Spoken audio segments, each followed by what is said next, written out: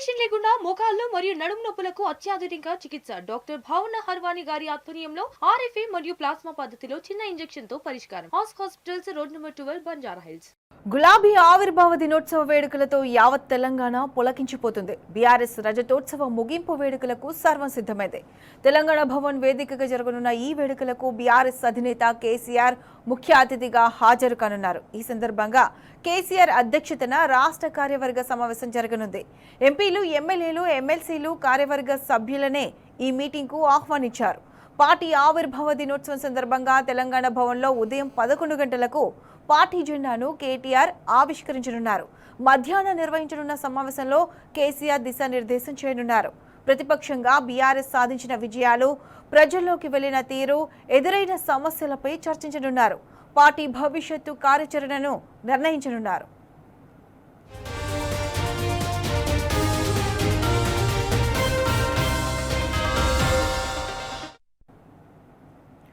ఇదే అంశానికి సంబంధించి పూర్తి అప్డేట్స్ తెలంగాణ భవన్ నుంచి మా ప్రతినిధి కిరణ్ లైవ్ లో అందిస్తారు. కిరణ్, చెప్పండి, మరికొన్ని గంటల్లో పార్టీ కార్యాచరణ మీటింగ్ జరగబోతుంది. దీనికి సంబంధించి పూర్తి అప్డేట్స్ ఏంటి? మధ్యాహ్నం 2 గంటలకు బీఆర్ఎస్ అధినేత కేసీఆర్ అధ్యక్షతన పార్టీ కార్యవర్గ సమావేశం జరగనుంది. ఈ నేపథ్యంలోనే పూర్తిగా పార్టీకి సంబంధించినటువంటి ఎమ్మెల్యేలు, ఎమ్మెల్సీలు, ఎంపీలు, మాజీ కార్పొరేషన్ చైర్మన్లు, జిల్లా అధ్యక్షులు, అంతేకాకుండా పార్టీకి సంబంధించినటువంటి మున్సిపల్ సంబంధించినటువంటి మాజీ చైర్మన్లతో పాటు పార్టీ కార్యవర్గ సభ్యులకు మాత్రమే ఈరోజు ఆహ్వానం అందింది. ఎందుకంటే ఎండల తీవ్రత దృష్ట్యా ఈసారి బహిరంగ సభను వాయిదా వేసుకుంది. ప్రస్తుతం తెలంగాణ భవన్లో మాత్రమే ఏదైతే పార్టీ కార్యవర్గ సమావేశం జరగబోతుంది. అటు పార్టీ సభ్యత్వాల నమోదుతో పాటు రాబోయేటువంటి రోజుల్లో భవిష్యత్ కార్యాచరణ, అంతేకాకుండా 2.5 సంవత్సరాల్లో కాంగ్రెస్ ప్రభుత్వ వైఫల్యాలను ఏ విధంగా ప్రజల్లోకి బలంగా తీసుకెళ్లాలి, ఎందుకంటే 25 ఏళ్ల వసంతాల వారోత్సవాల్లో భాగంగా పూర్తిగా ముగింపు వేడుకలను బీఆర్ఎస్ పార్టీ నిర్వహిస్తుంది. ఈ నేపథ్యంలోనే తెలంగాణ భవన్లో ఉన్నటువంటి ఈ పరిస్థితిని కూడా ఒకసారి మనం చెప్పేటువంటి ప్రయత్నం చేద్దాం. మధ్యాహ్నం 2 గంటలకు పార్టీకి సంబంధించినటువంటి కార్యక్రమంలో భాగంగానే ఉన్నటువంటి కార్యక్రమంలో పూర్తి స్థాయిలో ఉన్నటువంటి కార్యవర్గ సభ్యులందరూ కూడా మధ్యాహ్నం హాజరు కావాలని కూడా సూచించారు. ప్రధానంగా పార్టీకి సంబంధించినటువంటి ముఖ్య నేతలంతా కూడా ఈ కార్యక్రమానికి హాజరవుతారు. అంతేకాకుండా పార్టీలో భాగంగా పూర్తి స్థాయిలో ఎక్కడికక్కడ కట్టుదిట్టమైనటువంటి భద్రత ఏర్పాటు చేశారు.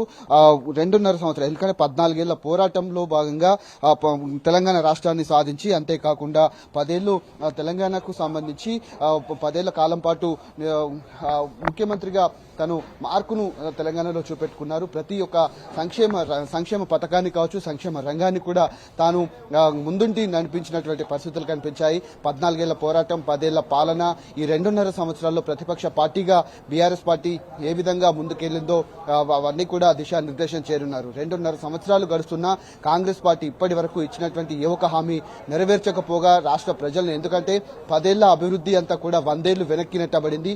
26 సంవత్సరాలు పార్టీ పూర్తి చేసుకున్న నేపథ్యంలో 25 ఏళ్ల పార్టీ వజ్రోత్సవాల్లో భాగంగా పూర్తి స్థాయిలో ముగింపు వేడుకలను కూడా ఘనంగా నిర్వహించాలని కూడా సూచించారు.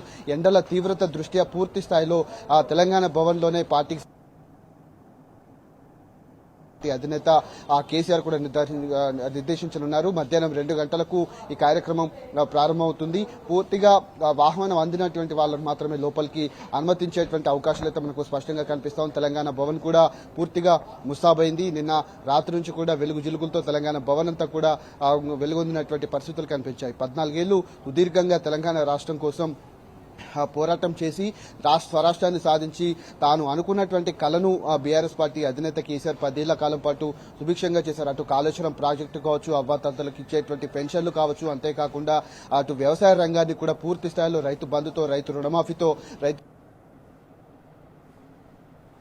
రైతుల కళ్ళల్లో ఆనందాన్ని కూడా చూసినటువంటి పరిస్థితులు కనిపించాయి. 10 ఏళ్ల పాలనంతా కూడా చాలా సాఫీగా, ప్రశాంతంగా కొనసాగితే ఈ 2.5 ఏళ్ల పాలన పాటు మరొకసారి తెలంగాణ ప్రజలంతా కూడా కేసీఆర్ ను కోరుకుంటున్నారని కూడా బీఆర్ఎస్ పార్టీ ఇప్పటికే చెప్తోంది. ప్రధానంగా పార్టీకి సంబంధించినటువంటి ముఖ్య కార్యక్రమాలు ఏవైతే ఉన్నాయో వాటన్నిటిని కూడా పార్టీ పదవులకు సంబంధించుకోవచ్చు, అంతేకాకుండా పార్టీ సభ్యత్వాల నమోదును గ్రామాన్ని ఏ విధంగా తీసుకెళ్లాలో దానిపైన కూడా దిశానిర్దేశం చేయనున్నారు. 11 గంటలకు పార్టీ ఆవిర్భావ దినోత్సవం సందర్భంగా తెలంగాణ భవన్లో బీఆర్ఎస్ పార్టీ జెండాను బీఆర్ఎస్ వర్కింగ్ ప్రెసిడెంట్ కేటీఆర్ ఎగురవేసిన అంతకంటే ముందు తెలంగాణ తల్లి విగ్రహానికి పూలమాలలు వేసిన తర్వాత 11 గంటలకు తెలంగాణ భవన్లో పార్టీ జెండాను ఆవిష్కరించనున్నారు. మధ్యాహ్నం తర్వాత 2 గంటలకు కేసీఆర్ అధ్యక్షతన జరిగేటువంటి సమావేశాల్లో చాలా కీలక అంశాలను కూడా కేసీఆర్ పార్టీ నేతలకు సూచించనున్నట్టుగా తెలుస్తుంది. ఇప్పటికే తెలంగాణ భవన్ కూడా సిద్ధమైనటువంటి నేపథ్యంలో ఖచ్చితంగా కాంగ్రెస్ పార్టీ ఇచ్చినటువంటి హామీలను నెరవేర్చే విధంగా ఇప్పటి వరకు అక్రమ కేసులతో అరాచక పాలనను సృష్టిస్తున్నటువంటి రేవంత్ రెడ్డికి గట్టి గుణపాఠం చెప్పాలి.